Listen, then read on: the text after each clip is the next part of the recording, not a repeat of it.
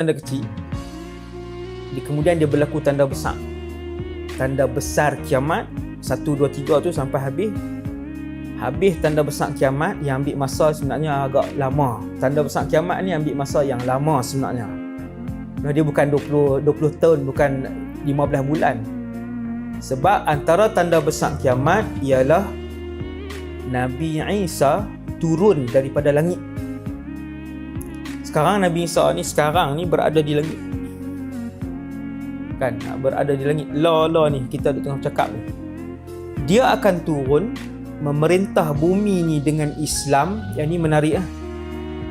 Memerintah bumi ni dengan Islam sehingga tidak ada lagi jenayah dan maksiat di atas muka bumi ni. Dia akan memerintah selama 40 tahun. Maksudnya panjang lah, memang panjang. Habis tanda kiamat 1, 2, 3, 4, 5, 6, 7 tanda besar kiamat. Ketika itu bumi kembali menjadi kucar kacir. Masjid ada, laungan azan tiada.